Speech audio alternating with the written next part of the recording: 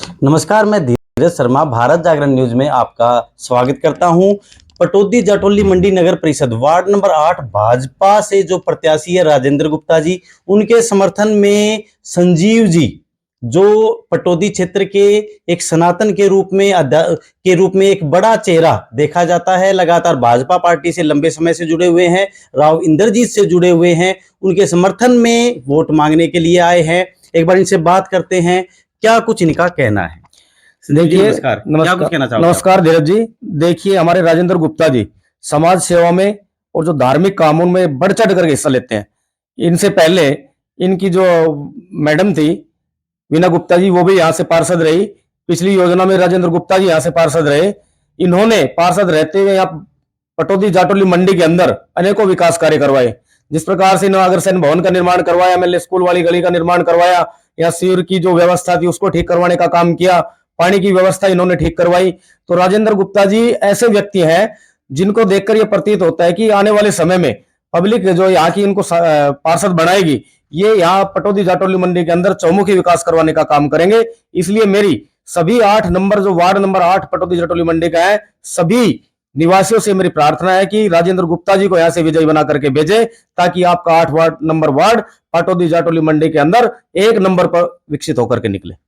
संजीव जी, इस क्षेत्र की जो लोकल में काफी कुछ समस्याएं हैं, जैसे जल भराव की सफाई से रिलेटेड जो समस्या है, और जल निकासी की समस्या एक लंबे समय से यहाँ पर देखने को मिलती है। अतिक्रमण की वजह से जो जाम लग जाते हैं वो भी है। और हमारे दर्शकों ने एक विषय उठाया है, इससे कहीं ज्यादा गंभीर विषय वो मुझको लगता है कि क्षेत्र में जो किराए के नाम पर जो लोग बाहरी लोग यहाँ पर रह रहे हैं, तो लोकल लोगों के लिए एक सुरक्षा का एक विषय उठता है।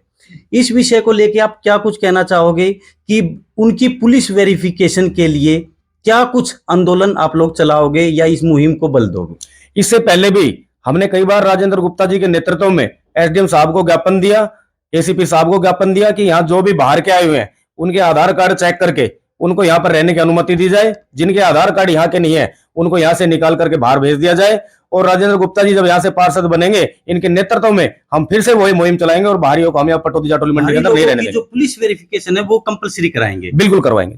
ठीक है जी। तो आप लोग लगातार राजेंद्र गुप्ता जी के साथ घूम रहे हैं, किस तरह का जन समर्थन आपको मिलता हुआ दिखाई दे रहा है? आज मैं राजेंद्र गुप्ता जी के वार्ड नंबर 8 में घूमकर लोगों से मिला, उससे ऐसा प्रतीत होता है कि राजेंद्र गुप्ता जी चुनाव जीत चुके हैं और भारी बहुमत से जीतेंगे यहाँ से। गुप्ता जी, लगभग कुछ ही दिन बाकी बचे हैं, लगातार जनसंपर्क, दूसरे जो प्रतिद्वंदी हैं वो अपना जनसंपर्क कर रहे हैं, क्या कुछ कहना चाहोगे? किस तरह का माहौल आपको बनता हुआ दिखाई दे रहा है? मैंने सब काम किया है, काम करेंगे, जन जन का सम्मान करेंगे। मेरी जो पिछली सैली है वो आपने देखी है, मतलब इतना भारी समर्थन मिल रहा है मंडी में भी, टोडापुर में भी। जो मैंने काम किए है ना, उस पे लोगों ने पसंद किया है मेरे को। तो यही है कि भाई सबको साथ लेकर चलेंगे, सबका विकास करेंगे, इतना ही कहना चाहूंगा। तो देखिए, राजेंद्र गुप्ता जी और जो संजीव जी हैं, सब लोग वार्ड नंबर 8 के लिए, भाजपा के लिए, राजेंद्र गुप्ता जी के लिए वोट मांग रहे हैं। और कोई अपना विषय कुछ रखना चाहे तो मैं चाहूंगा आप कुछ बात रखिए। क्या कुछ क्वालिटी देखकर आपने राजेंद्र गुप्ता जी का आप समर्थन कर रहे हैं? मैं सुरेश शर्मा बीजेपी पार्टी का आदमी हूं, और मैं राजेंद्र गुप्ता को इसलिए पसंद करता हूं, ये काम करने में इनकी बहुत बढ़िया नीति है। ये पब्लिक के लिए काम करते हैं, समाज के लिए काम करते हैं, इसलिए मैं इनका समर्थन करने 15 किलोमीटर से घर से आया हूं।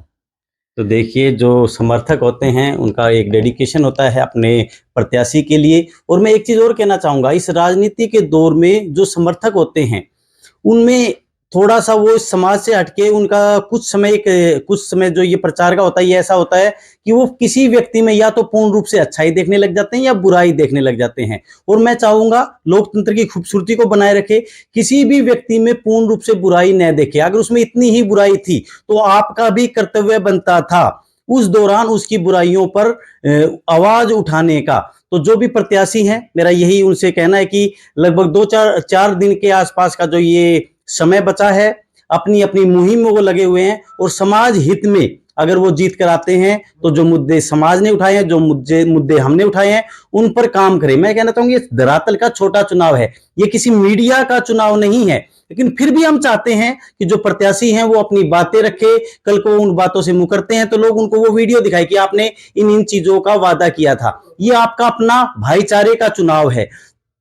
जिस भी भाषा में, जिस भी तरीके से आप अपनी बात लोगों तक पहुंचा सकते हैं, और लोगों से भी मेरा आग्रह है कि वो भी कुल मिलाकर एक पत्रकार बनकर अपने प्रत्याशी से सवाल जवाब करें, ताकि हम लोकतंत्र में एक बेहतर चेहरा जिताकर ला सके। हमसे बात करने के लिए आप सभी लोगों का बहुत बहुत धन्यवाद। बहुत बहुत धन्यवाद। धन्यवाद।